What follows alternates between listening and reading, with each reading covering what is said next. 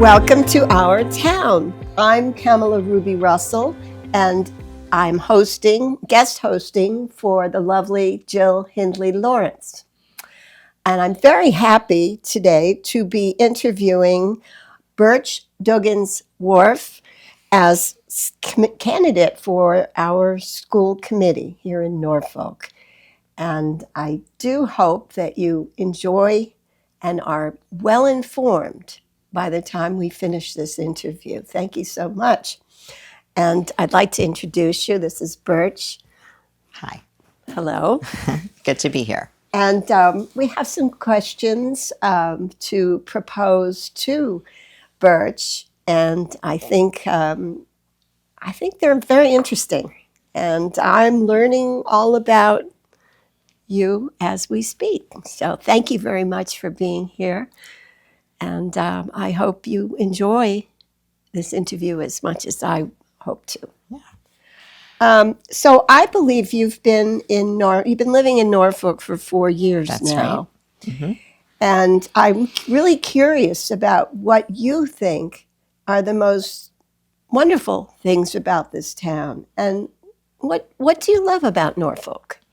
Yeah, so when my family moved here 4 years ago, we were just looking for a place that was kind of halfway between Boston and Providence for our work. And we had no idea that places like Norfolk existed, where my kids can come home from school, get a snack, and then just go play outside or run off to a friend's for a play date. I just love the community aspect. We've got neighbors who, if we're out of town, they'll take our trash cans up and down. And it just kind of is a wonderful town and a wonderful community where people look out for each other, where kids can really just feel safe and thrive and grow up, exploring within this great town independently, but in a really safe space. So that's what I love about it. That's true.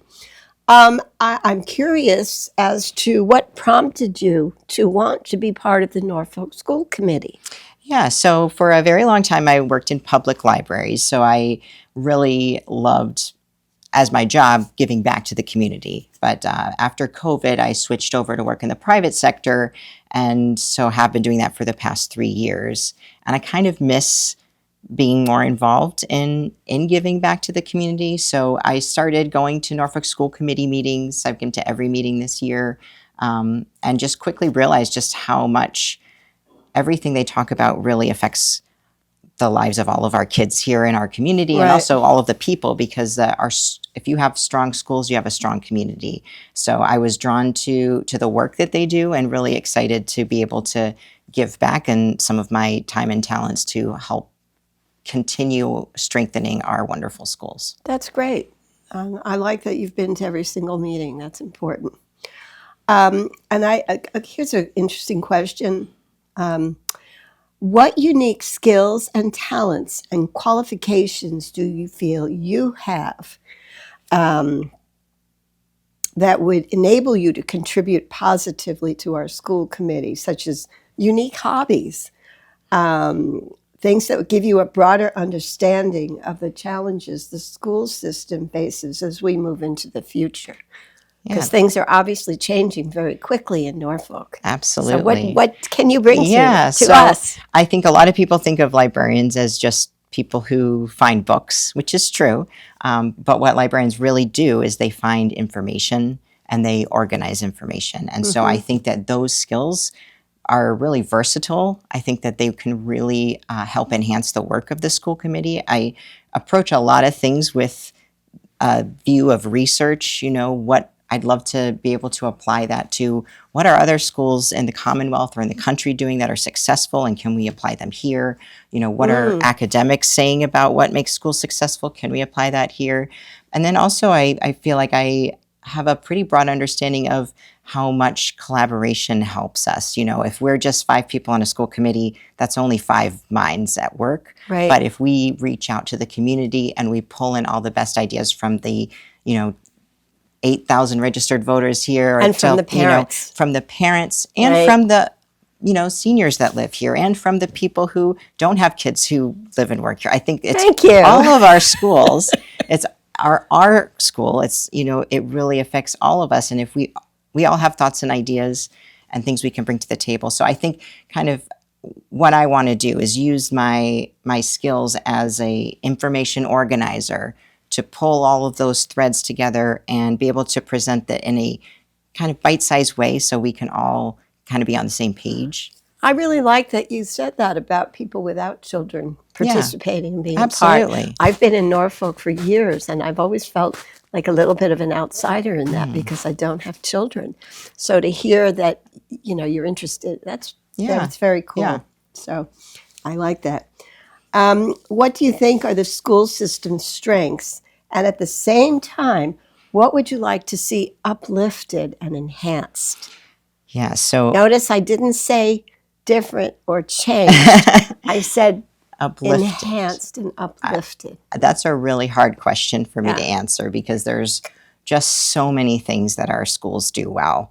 I know every September when my kids start a new school year for the past 3 school years that we've been here, they've come home telling me, hey, I got the best teacher in Norfolk. They think that their teacher is the singular, most wonderful teacher they've ever had that ever existed. Ooh. And they've done that year after year, both of them, all these different teachers. Our teachers are wonderful. They care very much about our kids, and they are professionals. They know what they're doing. Some of our kids have had some struggles, and they have really stepped it up and tweak things here and there to really help our kids succeed. And I know that they do that for every child. They really care a lot about the kids. One thing I love so much about our school system is we were kind of pioneers in social emotional learning, which is the idea that if you just spend a few minutes, and we spend 30 minutes a week on Monday, it's not a lot of time, to talk about our emotions to kids. And so my kids have become so articulate in talking about the ways that they feel. They also talk about how to identify bullying and how to respond to that. They now stand up for other kids who are, being teased. And that 30 minutes, I think, is such a huge return on the investment. Imagine if they did that in the classroom. They do that in the classroom. Oh. 30 minutes per week in the classroom, the teachers teach these lessons. Oh, They're I see. really wonderful See, lessons. I need to be educated. Yeah, and it's really great. And I think that we need to really support that effort. It's a small effort, and it really goes a long way in building our kids up and empowering them to be kind, welcoming, and productive members of society. Oh, that's great. That's amazing. I didn't know that. Thank you. Here. What is one thing you'd like to be a part of as a school committee member? And is there anything you'd like to share with our audience here that you think would be a positive step forward for the committee? Yeah, I mean, Something. yeah, I think that what I would love to see more of, and I'm not saying that this does happen, but I think we could be more intentional about school committee members. I would like to reach out more to the community, making myself available. I was thinking as I was going to the teacher parent conference that we go to twice a year, we go speak with the teachers. What if a school committee member was just sat in the principal's office or the administrator's office and just said, if you'd like to speak to me on your way out from parent teachers conference, you can come.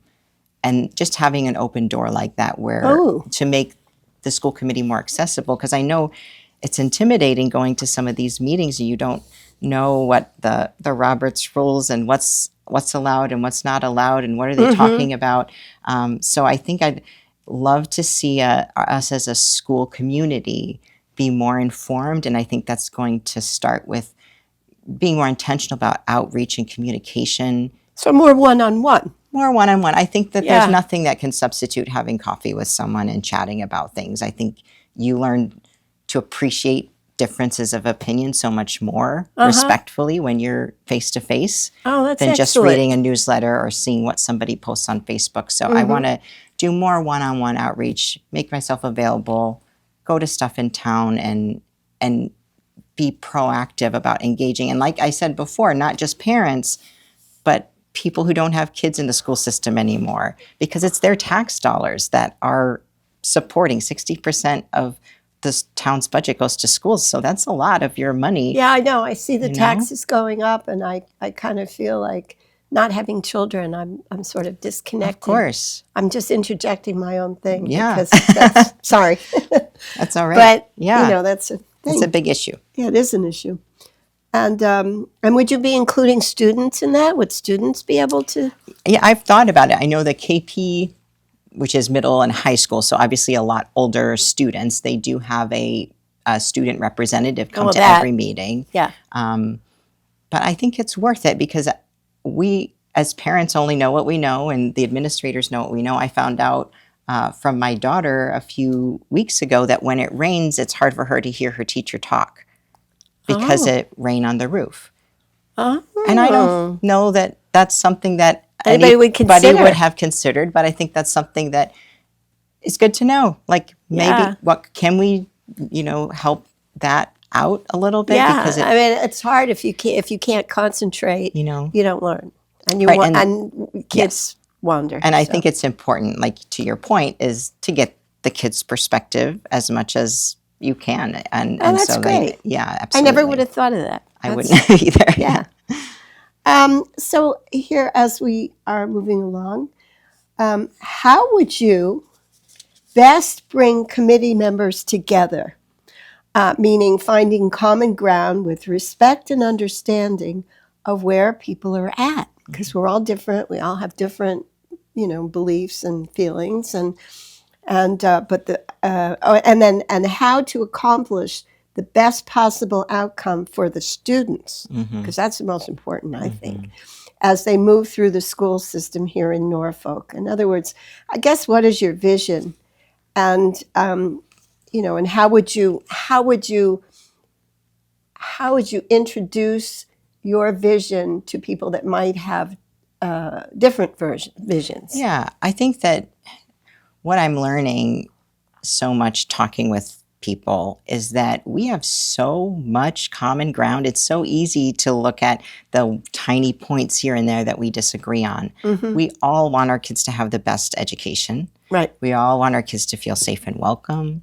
We all want to make sure that the schools are spending our tax dollars wisely and are efficient. I mean, all of this, like, I don't think there's a single person who's ever served on any school committee in town would disagree with those things. Right. And so finding that common ground, like we maybe both all agree on transparency. We want to make sure that parents are aware of what's going on at school and they're not blindsided by kids coming home saying something that they didn't know was being taught, So I think starting with that, and then kind of that's the lowest common denominator, and just building off of there and trying to find what best supports our kids and their education, and really making that the focus. It's not about what the teachers or administrators think or what the parents think or what the school committee members think or any of that. It's all about how do we make sure that our kids are being well supported to learn and grow and continue to, because they are being supported to learn and grow. They do have this wonderful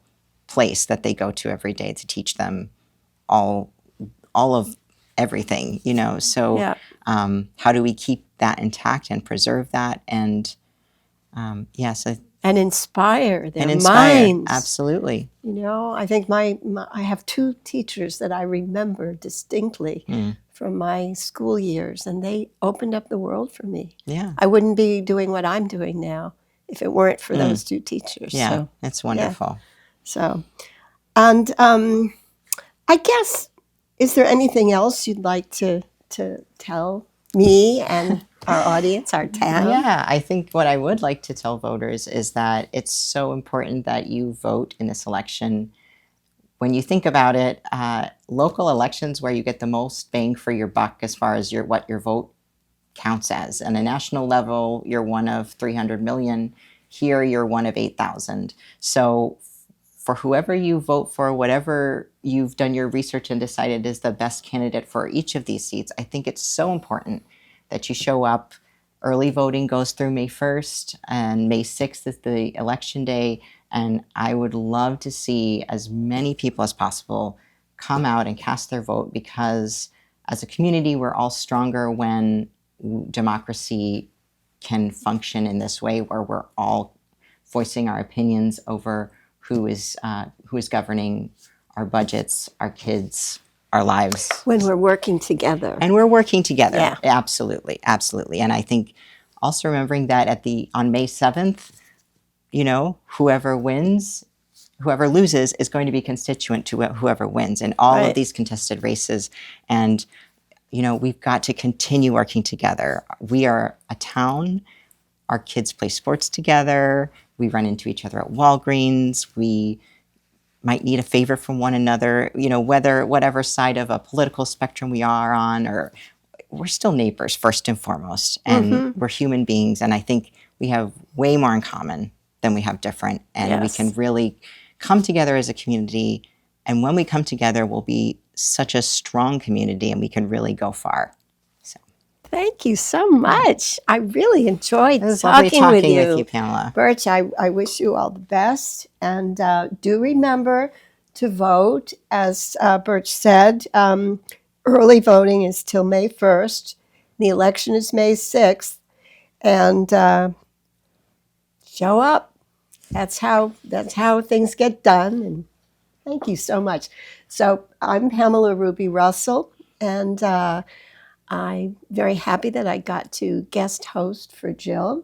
And maybe you'll see me on some other shows. But thank you. And I do hope you enjoyed the interview. Take care. Bye.